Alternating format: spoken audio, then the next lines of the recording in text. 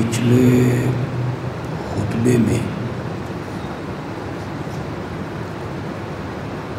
خلیفہ ثالث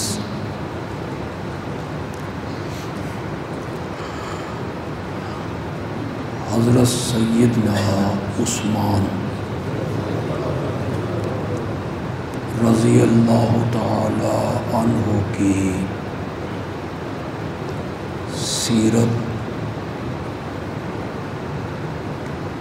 اور عظمت کے اس پہلو پر گفتگو ہوئی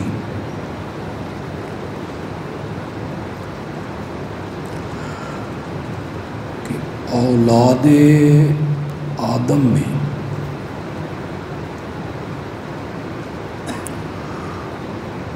اور نسل انسانی میں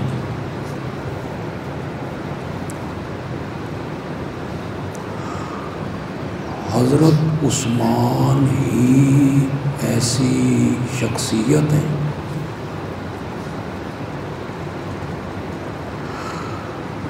جن کے نکاح میں ایک نبی کی 2 بیٹیاں آئیں۔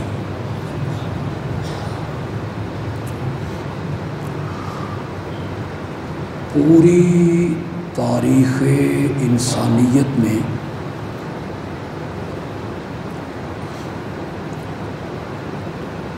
اس شرف میں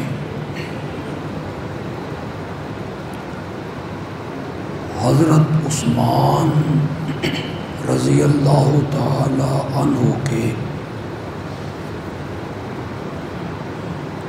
کوئی بھی ہم پلہ اور ہم سر نہیں ہے۔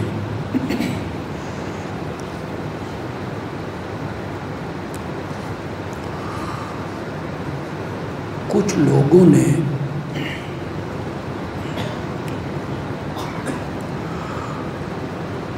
اس وجہ سے نبی اکرم صلی اللہ علیہ وسلم کی 4 بیٹیوں کے ہونے کا انکار کر دیا۔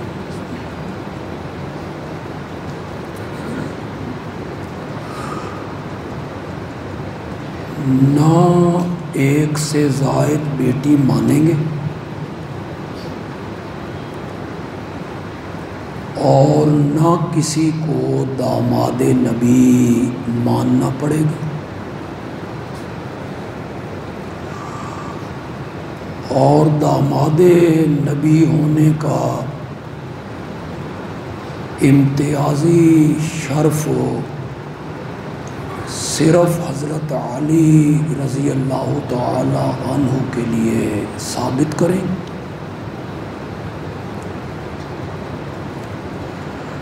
لیکن کسی کے انکار کرنے سے حقیقت کو جھٹلایا نہیں جا سکتا۔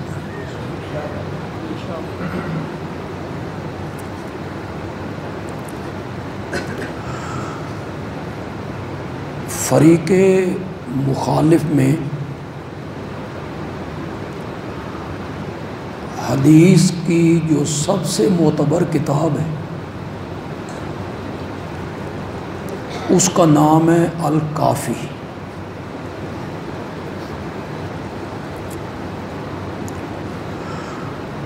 جس حصے میں اصول بیان ہوئے، عقائد،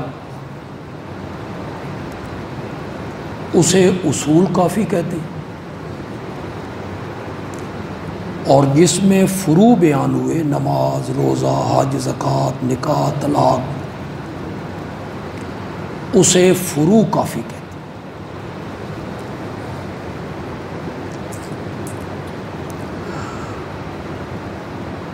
اس کتاب کے مرتب کرنے والے محمد ابن یعقوب کلینی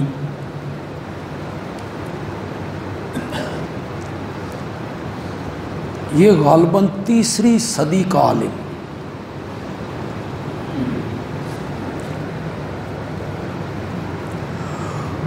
اور یہ ان لوگوں میں سے ہے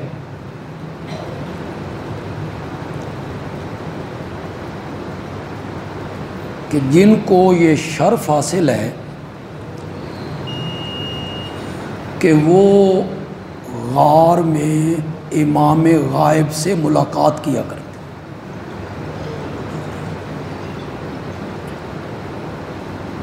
انہوں نے یہ کتاب مرتب کر کے 12ویں امام کو پیش کی.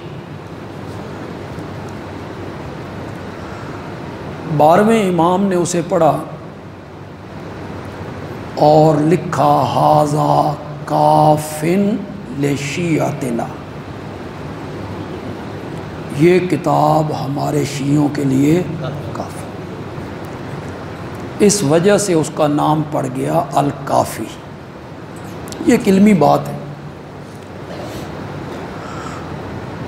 اس اصول کافی میں یہ روایت موجود ہے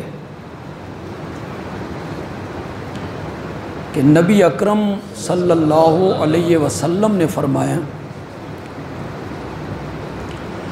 اللہ میری زوجہ محترمہ حضرت خدیجہ پہ رحمتیں اتارے جس کے بطن سے اللہ نے مجھے 2 بیٹے عطا کیے اور 4 بیٹیاں عطا کی. کوئی نہ مانے تو اس کی اپنی مرضی. ہاں کسی کو میرے اس حوالے پر شک ہو تو وہ پوچھ سکتا ہے.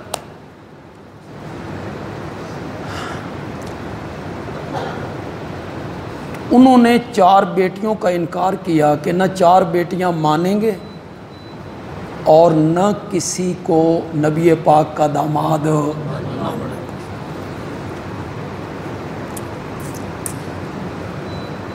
ایک کتاب ہے نہج البلاغت، گل زیادہ علمی تو نہیں ہوگی، چلو آپ کو کچھ معلومات حاصل ہوتی. کتاب کا نام کیا ہے؟ نہج البلاغت. اس میں حضرت علی رضی اللہ تعالیٰ عنہ کے وہ خطوط لکھے ہوئے ہیں جو انہوں نے مختلف اوقات میں اپنے گورنروں کو لکھے، اپنے دوستوں کو لکھے، کئی مومنوں مسلمانوں کو لکھے. اور نہج البلاغت میں حضرت سیدنا علی ابن ابی طالب رضی اللہ تعالیٰ عنہ کے وہ خطبات موجود ہیں جو انہوں نے وقتاً فوقتاً لوگوں کے سامنے بیان کی. بڑی معتبر کتاب، ایسے نہیں ہے کہ کوئی آسانی کے ساتھ اس کا انکار کر دے کہ ہم اسے نہیں مانتے. نہج البلاغت، اس میں حضرت علی نے ایک خط لکھا حضرت عثمان کو رضی اللہ تعالی، جس میں انہوں نے لکھا رائیتا کما رائینا و سمیتا کما سمینا، جو کچھ نبی اکرم صلی اللہ علیہ وسلم کی محفل میں ہم نے دیکھا وہ آپ نے بھی دیکھا. وَسَمِعْتَ كَمَا سَمِعْنَا، جو کچھ ہم نے سنا وہ کچھ آپ نے بھی سنا. آپ نے بھی نبی پاک کی صحبت اٹھائی جس طرح ہم نے صحبت اٹھائی. آپ کی صحبت میں رہے، محفل میں رہے، مجلس میں رہے، ہم بھی رہے، آپ بھی رہے. حضرت ابو بکر اور حضرت عمر رضی اللہ تعالی عنہما یہ دونوں حق کے معاملے میں آپ سے آگے نہیں ہیں. وہ بھی حق پر تھے اور آپ بھی. یہ نہیں ہے کہ وہ حق کے معاملے میں آپ سے آگے تھے. وَأَنْتَ أَقْرَبُ إِلَىٰ رَسُولِ اللَّهِ، اور قرب کا اور رشتہ داری کا جو تعلق نبی اکرم سے آپ کا ہے وہ ابو بکر و عمر کا نہیں ہے۔ رشتہ داری میں حضرت عثمان چوتھی پشت میں نبی پاک سے مل جاتے ہیں، چوتھا دادا دونوں کا ایک ہے، تو بڑے قریب ہو گئے۔ اور حضرت ابو بکر رضی اللہ تعالیٰ عنہ وہ بنو تمیم میں سے ہیں، وہ ساتویں پشت میں جا کے ملتے ہیں، ان کا ساتواں دادا ایک ہے۔ اور حضرت عمر رضی اللہ تعالیٰ عنہ بنو عدی میں سے ہیں، وہ آٹھویں پشت میں جا کے ملتے ہیں۔ حضرت عمر نبی پاک سے نسب کے لحاظ سے آٹھویں پشت میں ملتے ہیں، اور حضرت صدیق اکبر رضی اللہ تعالیٰ عنہ نسب کے اعتبار سے ساتویں پشت میں ملتے ہیں، اور حضرت عثمان نبی پاک سے چوتھی پشت میں ملتے ہیں، جس کی طرف حضرت علی اشارہ کر رہے ہیں، وانتا اقربو، آپ نبی پاک کے زیادہ قریب ہیں رشتہ داری میں، برادری میں۔ اگلی بات سنیے جس کے لیے میں نے سارے الفاظ حضرت علی رضی اللہ تعالیٰ عنہ کے پڑھ دیے۔ حضرت علی کہتے ہیں وَنِلْتَ مِنْ سَحْرِهِ مَا لَمْ يَنَالَا، اور جو دامادی کا تعلق آپ کا نبی پاک سے ہے وہ ابو بکر و عمر کا تعلق نہیں ہے۔ مانا نہ حضرت علی نے کہ حضرت عثمان بھی نبی پاک کے کیا ہیں، وَنِلْتَ مِنْ سَحْرِهِ۔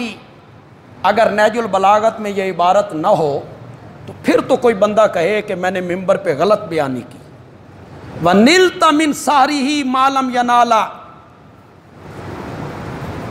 تحفۃ العوام تو ہر گھر میں موجود ہے، جیسے ہمارے اہل سنت کے عام گھروں میں بہشتی زیور، تعلیم الاسلام ملتا ہے نا، بچے پڑھتے ہیں، اب تو پتہ نہیں پڑھتے ہیں یا نہیں پڑھتے، موبائل تو پتہ نہیں فرصت لبدی بھی ہے کہ نہیں لبدی، اب تو موبائل ہی موبائل۔ پہلے بچیاں پڑھتی تھی بہشتی زیور، حضرت تھانوی نے لکھا رحمت، اس میں بڑے یعنی مسائل تھے طہارت کے، پاکیزگی کے، نماز کے، وضو کے، غسل کے، خامند کے حقوق کیا ہیں، خامند سے کیسے تعلق رکھنا ہے، ماں باپ سے کیسے رکھنا ہے، یہ ساری چیزیں اس بہشتی زیور میں تھیں۔ اب تو وہ گھروں میں بچیاں اسے سبقن پڑھتی تھی۔ تو تحفۃ العوام اسی طرح ان کے ہر گھر میں موجود ہوتا ہے۔ اب مجھے پتہ نہیں کہ اس تحفۃ العوام میں یہ عبارت کاٹ دی گئی ہے کہ اب بھی موجود ہے، مجھے یہ پتہ نہیں۔ جو پرانا نسخہ ہمارے پاس ہے اس میں یہ عبارت موجود ہے کہ یہاں درود لکھا گیا ہے کہ کس کس پر درود بھیجنا ہے، پڑھنا ہے اور کیسے پڑھنا ہے، تو وہاں ایک درود لکھا گیا، اللہم صلی علی رقیہ بنت محمد وصلی علی ام کلثوم بنت محمد، یا اللہ رقیہ جو محمد کی بیٹی ہے، ام کلثوم جو محمد کی بیٹی ہے، اس پر بھی رحمت نازل ہو۔ یہ تو ہر گھر میں موجود ہے، جہاں حضرت رقیہ کے بارے میں بنت محمد کا لفظ ہے اور حضرت ام کلثوم کے بارے میں بنت محمد کا لفظ۔ یہ میرا موضوع نہیں، میں تو یہ عرض کرنا چاہتا تھا کہ حضرت عثمان رضی اللہ تعالی عنہ کی شخصیت میں دو نور موجود ہیں، کیا کہ ان کے نکاح میں نبی اکرم صلی اللہ علیہ وسلم کی دو بیٹیاں ہیں۔ پہلے حضرت رقیہ سے ان کی شادی ہوئی، پھر ام کلثوم سے ان کی شادی ہوئی۔ یہ دو نور ان میں موجود ہیں۔ میں پچھلے جمعے اس پر بڑی تفصیلی گفتگو کر چکا ہوں۔ دو نور حضرت عثمان میں اور بھی موجود ہیں، جو میں آج کے خطبے میں جتنا وقت بچ گیا ہے، تمہید میں وقت زیادہ خرچ ہو گیا ہے۔ دو نور حضرت عثمان کی ذات میں اس کے علاوہ بھی موجود ہیں۔ ایک نور ہے سخاوت کا اور دوسرا نور ہے شہادت کا۔ اللہ نے ان کی شخصیت میں دونوں نور اکٹھے کیے ہیں، سخاوت بھی اور شہادت۔ دیکھیں، میں نے تو آ کے قرآن پاک کھولا تو یہ آیت میرے سامنے آ گئی جو میں نے خطبے میں تلاوت کی. اس میں اللہ نے کتنے جہاد کا ذکر کیا. جہاد صرف ایک ہے، تلوار اٹھا کے میدان میں آ جانا، اسی کا نام جہاد ہے؟ نہیں، اس کو کہتے ہیں جان کا جہاد، اپنی جان میدان میں لگا دینا. ایک جہاد ہے اپنے نفس کے خلاف، اور یہ بڑا مشکل جہاد ہوتا ہے جو اپنے نفس کے خلاف کرنا پڑتا ہے. جب نفس کہتا ہے کہ سردی بڑی ہے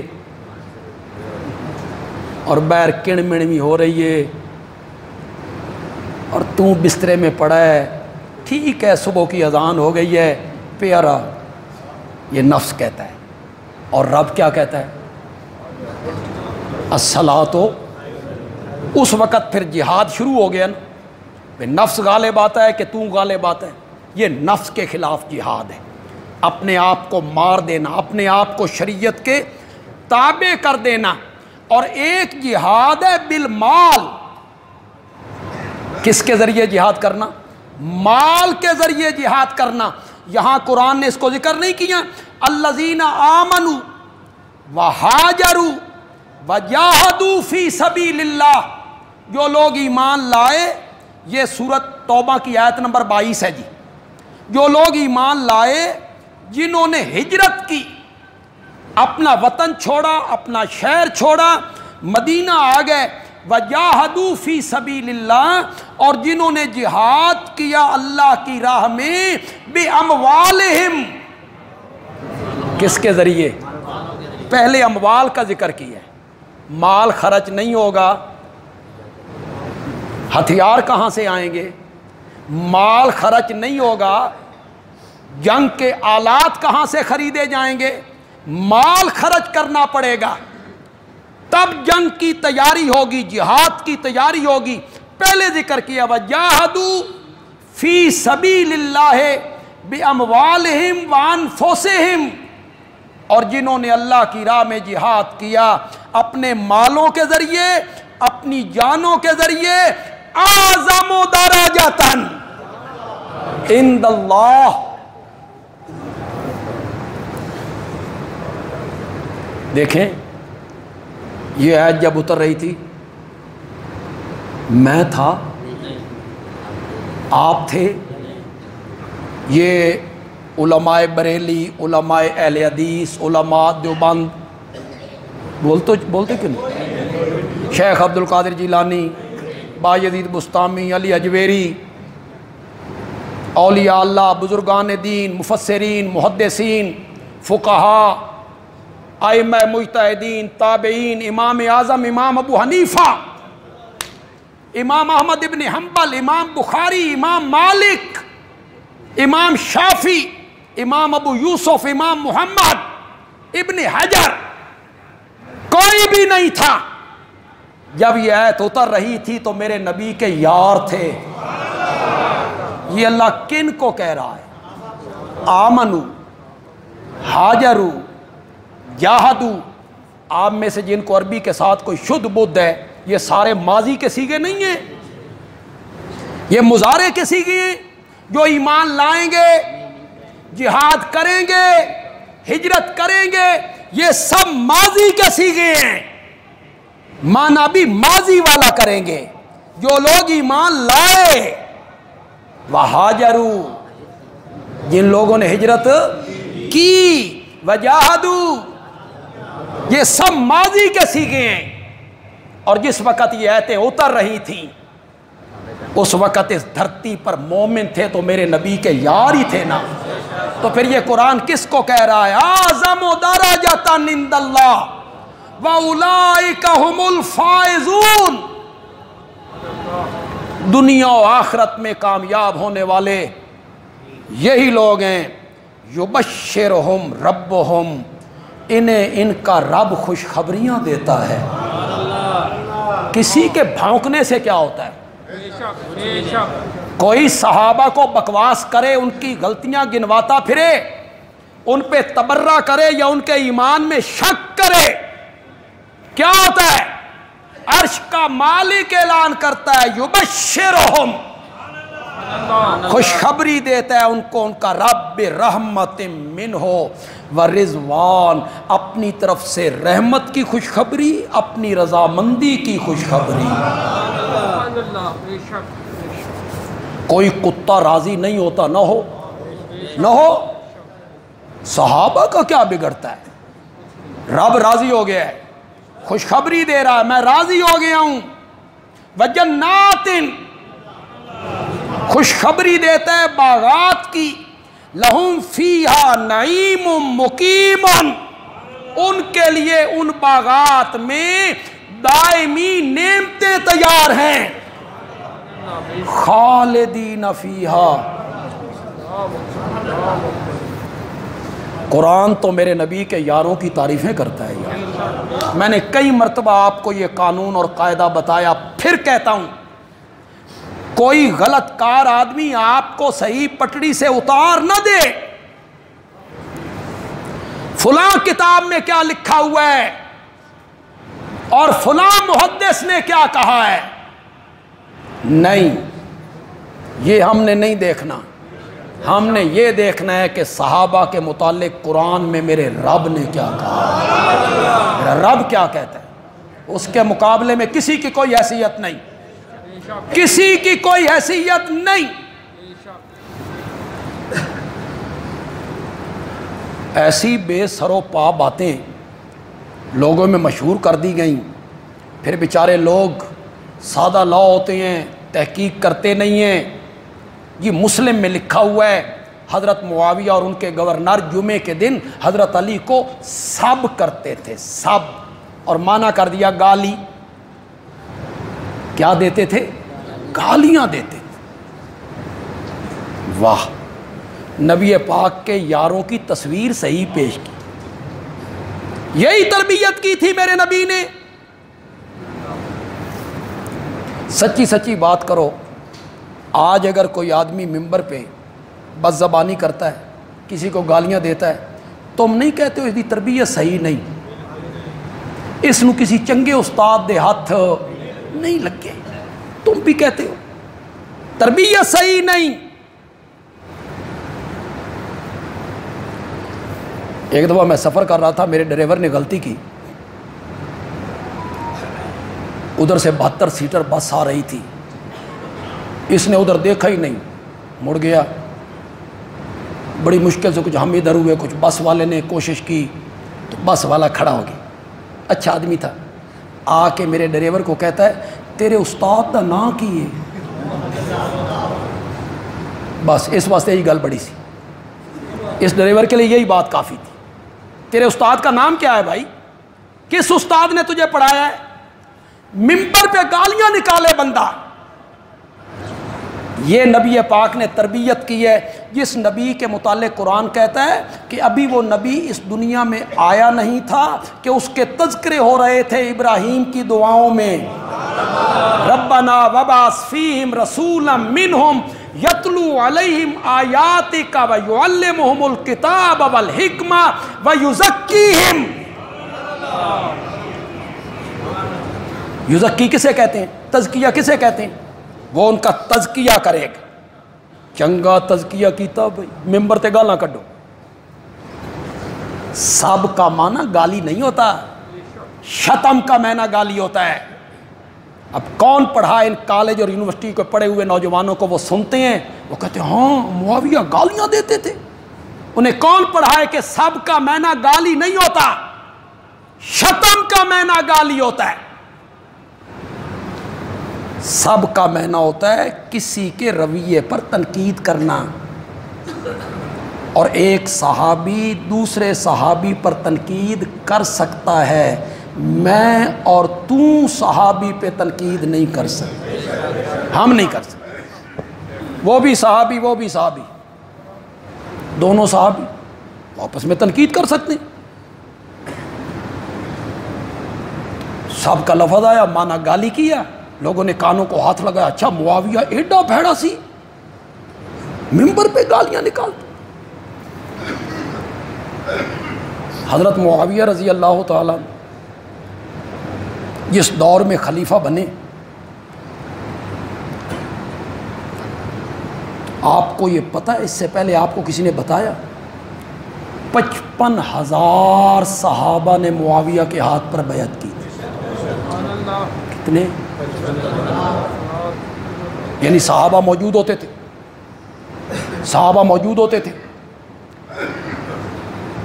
آپ سارے مل کر بھی ایک صحابی کی پاؤں میں پہنی ہوئی جوتی کا بھی مقابلہ نہیں کر سکتے.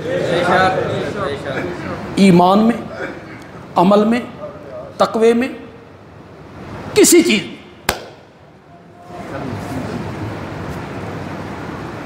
میں اس مسجد کا خطیب ہوں.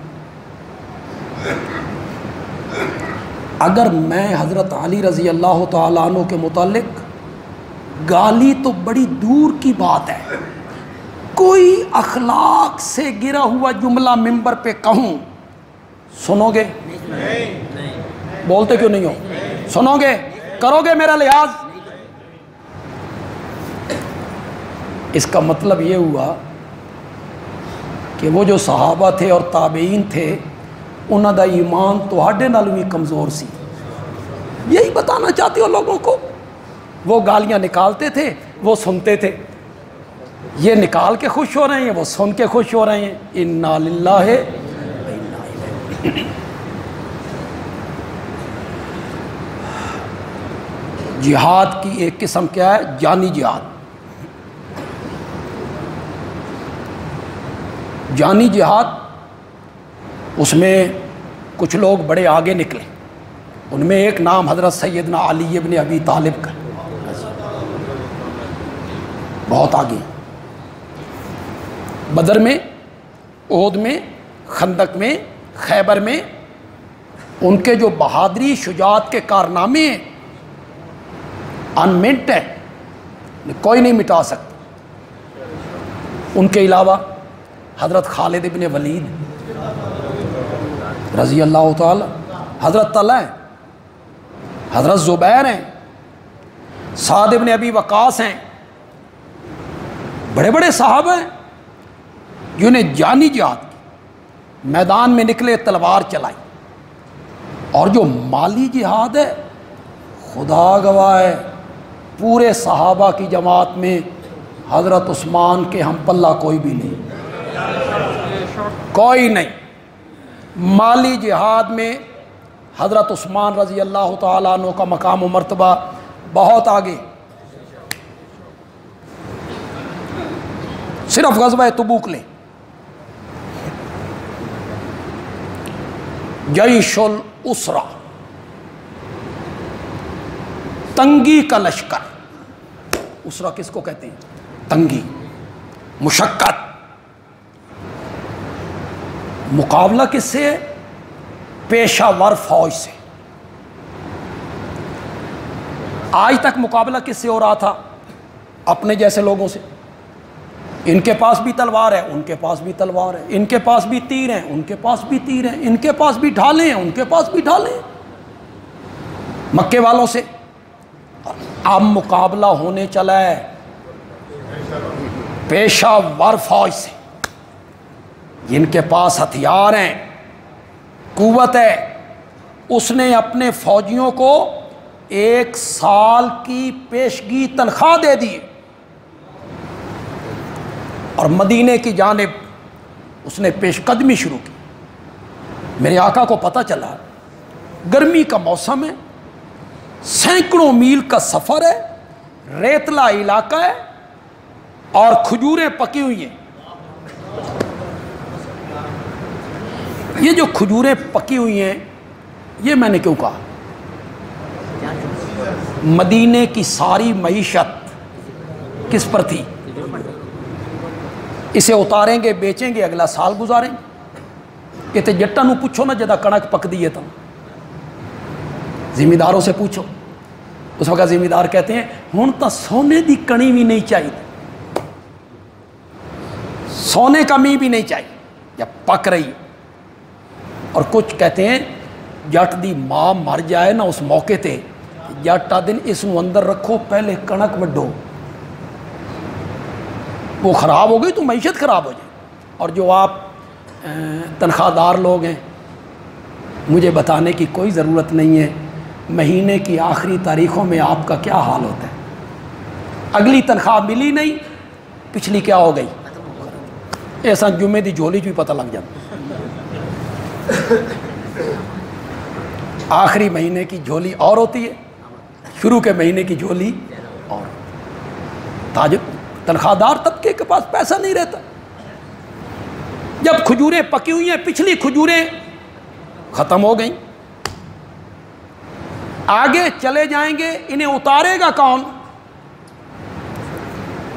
پیشہ ور فوج سے مقابلہ ہے، سواریوں کا فقدان ہے، کھانے پینے کا سامان کوئی نہیں، سینکڑوں میل کا سفر ہے، ریتلا علاقہ ہے، گرمیوں کا موسم ہے.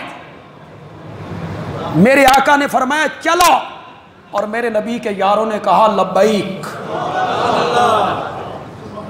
تیار ہیں. کسی نے کوئی پرواہ نہیں. کھائیں گے کہاں سے؟ میرے نبی نے چندے کی اپیل کی. اس طرح کی اپیل پہلے کبھی نہیں کی، آج ضرورت تھی. یحسو علی جیش الاسرہ، یحسو کا معنی کیا ہوتا ہے؟ ابھارتے تھے، ابھارتے. چندے کے لیے میرے نبی ترغیب دیتے تھے، لاؤ اللہ کی راہ میں لاؤ. یہی وہ غزوہ تھا جس میں سیدنا صدیق اکبر نے اپنے گھر میں جھاڑو پھیر کے سب کچھ نبوت کے قدموں میں نچھاور کر دیا تھا. یہی وہ غزوہ تھا. تمہیں شرم نہیں آتی یہ کہتے ہوئے یہ مفاد پرست لوگ تھے، حکومت کے متمنی لوگ تھے، اس لیے میرے نبی کے ساتھ ملے تھے. سارے گھر کا سامان، حضرت عمر آدھے گھر کا سامان، اور حضرت عثمان 100 اونٹ بما ساز و سامان میں دوں. ان تواڈے نزدیک 100 اونٹ دی قدر ہی کوئی نہیں. 100 اونٹ بھی اس میں، اس کا ساز و سامان بھی. میرے نبی نے پھر اپیل جاری رکھی. حضرت عثمان نے کہا 100 اونٹ اور.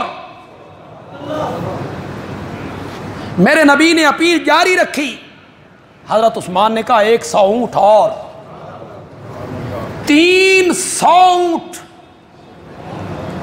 بما ساز و سامان. اور ایک تاریخی روایت پہ اعتبار کر لوں تو حضرت عثمان نے کہا یا رسول اللہ لشکر کی تعداد کتنی ہے؟ فرمایا 30,000. حضرت عثمان نے کہا تیسرے حصے لشکر کا سارا ساز و سامان میں دوں گا. 10,000 آدمیوں کا ساز و سامان. اللہ نے دولت دی، اسے خرچ کس طرح کیا جائے. دولت کوئی بری چیز نہیں، مال کوئی برا نہیں ہے. نا نعم المال الصالح. ترجمہ کروں کہ سمجھ گیا؟ المال الصالح. معلوم ہوتا ہے مال بھی کبھی کبھی صالح ہوتا ہے. نعم المال الصالح للرجل الصالح. اچھا مال اچھے لوگوں کو اللہ عطا کرتا ہے. مال بری چیز نہیں ہے، نعمت ہے. دنیا، اچھا مکان، گاڑی، گھر کے ساز و سامان کوئی بری نہیں ہے. شرط ایک ہے، حلال طریقے سے کماؤ. یہ شرط. حرام طریقے سے نہیں کمانا. رشوت کے ذریعے نہیں کمانا، سود کے ذریعے نہیں کمانا، جھوٹ بول کے نہیں کمانا، ملاوٹ کر کے نہیں کمانا، ذخیرہ اندوزی کر کے نہیں کمانا.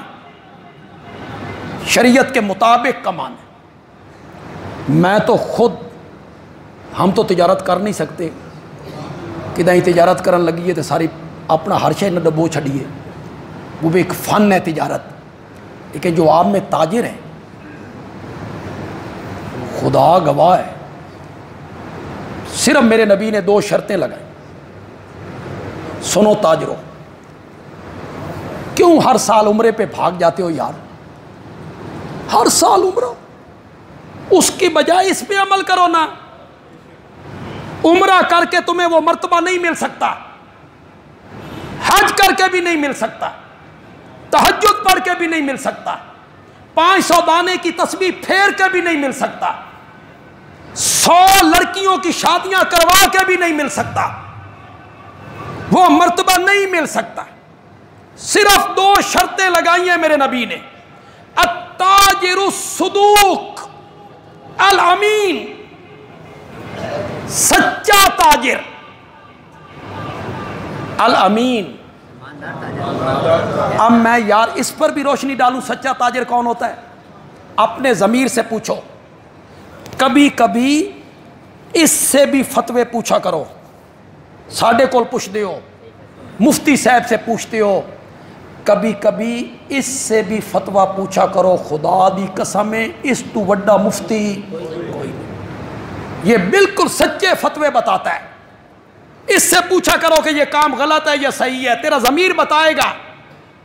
سچ بولنا. تاجر اچھی طرح جانتے ہیں کہ کہاں کہاں جھوٹ بولا جاتا ہے. امانت، تاجر جانتے ہیں کہ کہاں کہاں خیانت ہوتی ہے.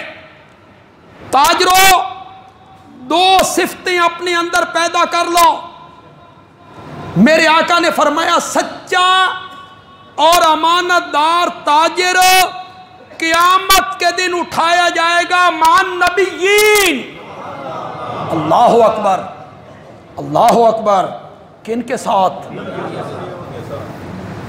عمرے کر کے نہیں ملنا یہ شرف. عمرہ کریں گے تو آپ کو اللہ نبیوں کے ساتھ اٹھا دے، قطعاً نہیں. یہ غلط کمائیاں کر کے جو عمرے پہ چلے جاتے ہو، غلط کمائیاں کر کے بچوں کو لے کر چلے جاتے ہو اور 20-20 لاکھ 25-25 لاکھ 30-30 لاکھ خرچ کر کے آ جاتے ہو. وہی حلال طریقے سے کماؤ نا. تھوڑا کماؤ، حلال طریقے سے کماؤ. سچا تاجر قیامت کے دن مان نبیین والصدیقین. کن کے ساتھ کھڑا ہوگا؟ نبیوں کے ساتھ کھڑا. تجارت تو بڑا اچھا پیش ہے، اس کے ذریعے جو حلال طریقے سے مال کمایا جائے نعمت ہے، نعمت، رحمت ہے رب کی، جس کو دے دے. لیکن کماؤ حلال طریقے سے، اور جن جن لوگوں کے اس مال پر حق ہیں وہ حق بھی ادا کرو. اس میں ایک زکوٰۃ ہے. بڑا حق کیا ہے؟ زکوٰۃ. کتنی دفعہ میں نے اپنے مقتدیوں کو سمجھایا یار، کئی مرتبہ کہا، مان کے کو نہیں دیتا. کس طرح نکالتے ہو یار زکوٰۃ؟ کس تاریخ کو نکالتے ہو زکوٰۃ؟ جب بندہ صاحب نصاب ہو جائے، اتنے پیسے آ جائیں جس پر زکوٰۃ لاگو ہو جاتی ہے، اس پر سال گزر جائے، جس تاریخ کو پیسے آئے تھے وہ تاریخ دوبارہ آئے تو زکوٰۃ کیا ہو جائے گی؟ میں مثال دے دیتا ہوں. مثلا 1 جنوری کو آپ کے پاس مال آیا، اتنا مال جس پر زکوٰۃ لاگو ہوتی ہے، 12 مہینے کوئی زکوٰۃ نہیں. اگلے سال 1 جنوری آئے گی تو جتنا مال تیرے پاس اس دن ہوگا نا، اس پر کیا ہوگی؟ 31 دسمبر کا کوئی اعتبار نہیں نا، 2 جنوری کا بھی کوئی اعتبار نہیں. 1 جنوری، 2 جنوری کو تیرے پاس کروڑ روپے آ جائے، اس کی زکوٰۃ اب اگلے سال 1 جنوری کو ہوگی. 31 دسمبر کو تو نے 50 لاکھ کہیں خرچ کر دیے، تو 1 جنوری کو اس 50 لاکھ کی زکوٰۃ کوئی نہیں. بڑا آسان سا فارمولہ ہے، لوگ اس پہ عمل نہیں کرتے. اب آپ کو تو یہ پتہ نہیں کہ آپ صاحب نصاب کب ہوئے، کوئی پتہ نہیں. آپ مجھے خود پتہ نہیں تو آپ کو کیا پتہ ہوگا. کوئی پتہ نہیں کہ ہم صاحب نصاب کب ہوئے. اس کا ایک طریقہ میں آپ کو بتاتا ہوں. ایک تاریخ متعین کر لیجیے، میں نے خود کی ہوئی. اس تاریخ کو میں اپنے زکوٰۃ کا حساب کروں. مثلا آپ 10 رمضان اپنے ذہن میں رکھ لیں، مثلا، یا 15 رمضان اپنے ذہن میں رکھ لیں، یا 1 رمضان اپنے ذہن میں رکھ لیں کہ میں 1 رمضان کو حساب کروں گا، یا میں 10 رمضان کو حساب کروں گا ہر سال. 9 رمضان کا کوئی اعتبار نہیں آپ کے پاس کتنا ہے کتنا نہیں. 11 رمضان کا بھی کوئی اعتبار نہیں کتنا آگے ہے کتنا چلا گیا ہے، کوئی نہیں. حساب کس دن کا ہوگا؟ 10 تاریخ 10 رمضان کو آپ کے پاس جو کچھ ہے نا اس پر زکوٰۃ آ جائے. تو یہ بڑا آسان طریقہ ہے. اس طرح اپنے ذہن میں ایک تاریخ متعین کر لیں. ایک دن پہلے کا بھی کوئی اعتبار نہیں، ایک دن بعد کا بھی. مال کوئی بری چیز نہیں ہے بشرطے کہ اسے حلال طریقے سے کمایا جائے، اور بشرطے کہ اس مال میں جو حقوق ہیں لوگوں کے، غریبوں کے، محتاجوں کے، مسکینوں کے، یتیموں کے، پڑوسیوں کے، برادری کے، وہ حقوق کیا کیے جائیں؟ پورے کیے. حضرت عثمان کے پاس بھی مال تھا. حضرت عبد الرحمن ابن عوف کے گھر میں سونے کی اینٹیں جڑی ہوئی ہوتی تھی. پیسہ تھا، حلال طریقے سے آئے، کوئی اسے خرچ صحیح طریقے سے کیا. حضرت عثمان نے تیسرے حصے لشکر کا سامان فراہم کیا ہے. میرے آقا نے فرمایا ما ضر عثمان ما عامل بعد اليوم، ما ضر عثمان ما عامل بعد اليوم.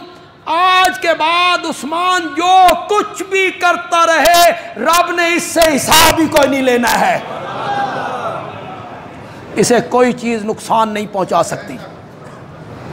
پھر حضرت عثمان، پھر میرے نبی نے نقدی کی اپیل کی، نقد لاؤ. حضرت عثمان گئے، 1000 دینار سونے کے ہوتے ہیں،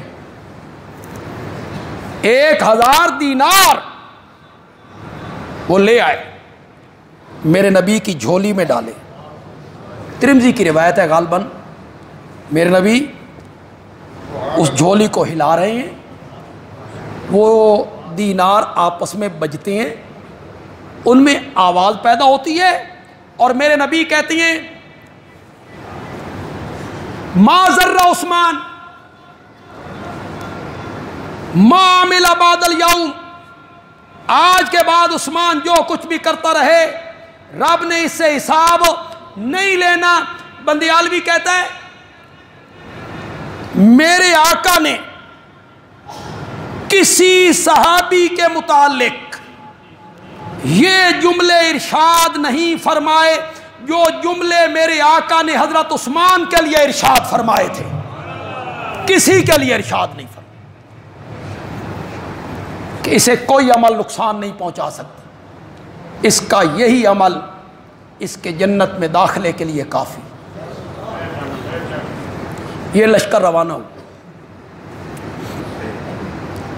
بھوک ہے، پیاس ہے، درختوں کے پتے کھائے جا رہے ہیں.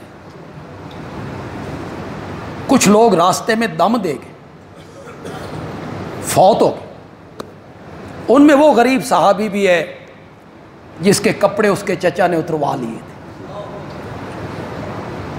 اور وہ 2 کمبل اوڑھ کے میرے نبی کی خدمت میں آ گئے. چچا مشرک تھا، باپ مر گیا تھا. اس نے کہا یہ بکریاں بھی میری، جائیداد بھی میری، تیرے تن کے کپڑے بھی میرے، مدینے جانا چاہتے ہو یہ اتار دو۔ ماں نے ایک کمبل دیا، ایک باندھ لیا، ایک لپیٹ لی، میرے آقا کی خدمت میں آیا۔ آپ نے فرمایا کیا نام ہے؟ اس نے کہا عبد العزیٰ۔ عزیٰ فقیرنی کا بندہ۔ وضاحت کروں کہ سمجھ گیا کو نہیں سمجھ؟ عبد العزیٰ جیسے ہمارے یہاں پیراں دتا، امام بخش ہے نا نام، میراں بخش، امام بخش، نا بخشنے والا کون ہے؟ اللہ بخش، خدا بخش، وہ نام رکھتے تھے عبد العزیٰ، عزیٰ فقیرنی کا بندہ۔ میرے آقا نے فرمایا عبد العزیٰ نہیں عبداللہ۔ کیا نام رکھا؟ عبداللہ۔ یہ صفہ میں شامل ہو گئے، طالب علم بن گئے، قرآن ذرا اونچی آواز سے پڑھتے ہیں۔ حضرت عمر اسے ناراض ہوتے ہیں، بھئی لوگ نماز پڑھ دے، پہلے تو اونچی آواز نال قرآن شروع کی۔ ایک دن حضرت عمر ذرا جلال میں آئے، میرے آقا نے فرمایا عمر اسے کچھ نہ کہو، یہ رب کے رستے میں بہت ستایا ہوا، اس کے کپڑے بھی اس کے چچا نے اتروا لیے تھے، یہ 2 کمبل پہن کے ہمارے پاس۔ یہ اس غزوہ تبوک میں میرے آقا کی خدمت میں آ کے کہتا ہے یا رسول اللہ دعا کرو اللہ مجھے شہادت کی موت دے۔ آپ نے فرمایا درخت کا چھلکا اتار کے لاؤ۔ یہ درخت کا چھلکا اتار کے لایا، آپ نے اس کے بازو پہ باندھا اور باندھ کے کہا مولا میں عبداللہ کا خون کافروں پہ حرام قرار دیتا۔ یہ رونے لگ گیا، یا رسول اللہ میں شہادت کی دعا کروانے کے لیے آیا تھا، آپ نے الٹا یہ فرما دیا۔ آپ نے فرمایا دیکھو جو رب کے رستے میں نکلے اور اسے طبعی موت آ جائے اللہ اسے بھی شہادت کا درجہ عطا کر دے۔ پھر اس سفر میں بھوک تھی، پیاس تھی، گرمی ہے، شدت ہے، عبداللہ بیمار ہو گیا۔ یہ کیسی موت تھی جس پر آج زندگیاں بھی قربان ہو رہی ہیں۔ نبی پاک کی جھولی میں سر ہے عبداللہ کا، اور آنکھیں نبوت کے چہرے پہ لگی ہوئی ہیں، دیکھ رہا ہے۔ پتہ نہیں جملہ آپ کو پسند آئے نہ آئے، پھر میرے نبی کی پوری تصویر کو اپنی آنکھوں میں بند کر کے عبداللہ رب کے پاس پہنچ گیا، فوت ہو گئی۔ رات کے وقت تدفین ہوئی۔ قبر کھودنے والے کون ہیں؟ قبر کھودنے والے وہ ہیں کہ جنت کی حوریں اپنی آنکھیں ان کے قدموں کے ساتھ ملنے میں فخر محسوس کرتی ہیں۔ میرے نبی کے یار وہ قبر کھودنے والے۔ میرے آقا تشریف لائے، جب اسے غسل دیا گیا تو میرے آقا نے کفن کے لیے اپنی چادر اتار کے دے دی، اس میں کفن دو۔ میں کہتا ہوں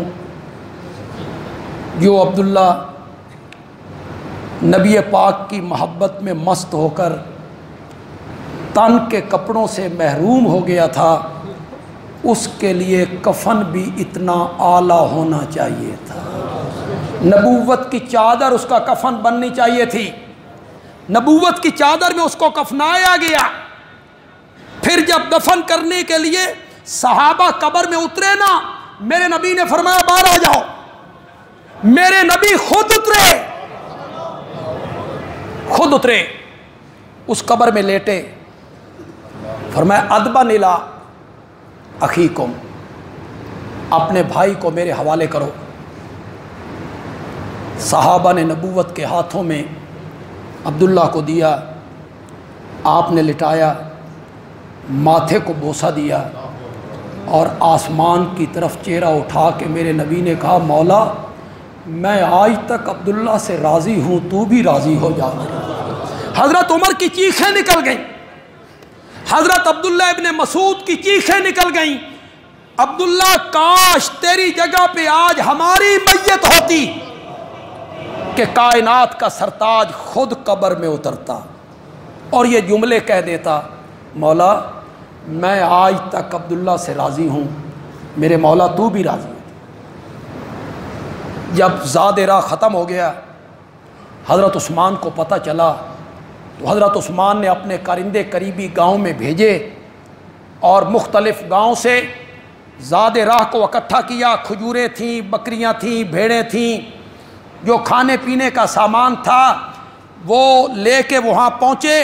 نبی پاک کو پتہ چلا تو آپ نے فرمایا مولا میں عثمان سے راضی ہو گیا ہوں، تو بھی راضی ہو جا۔ میں عثمان سے راضی ہو گیا ہوں، تو بھی راضی ہو۔ حضرت عثمان میں دو نور اللہ نے جمع کیے تھے، ایک سخاوت کا نور جمع کیا تھا اور ایک شہادت کا نور جمع کیا تھا۔ اللہ نے انہیں موت بھی دی تو کون سی موت دی؟ شہادت، اور ان کی شہادت کی پیشن گوئی بھی کی۔ نبی اکرم صلی اللہ علیہ وسلم پہاڑ پہ ہیں، حضرت ابوبکر ہیں، حضرت عمر ہیں، حضرت عثمان ہیں، پہاڑ ہلنے لگ گیا۔ لوگ کہتے ہیں زلزلہ آنے لگ گیا، میں نے کہا نہیں، خوشی سے جھومنے لگ گیا کہ مجھ پر کن کے قدم آ گئے ہیں۔ میرے نبی نے فرمایا اسکن، ٹھہر جا، علیک نبی و صدیق و شہیدان، آج تجھ پر ایک اللہ کا نبی آیا ہے، ایک صدیق آیا ہے، دو شہید آئے ہیں۔ تو میرے نبی نے پیشن گوئی بھی کر دی تھی کہ انہیں موت آئے گی تو شہادت کی آئے گی۔ اللہ تعالیٰ عمل کی توفیق عطا فرمائے۔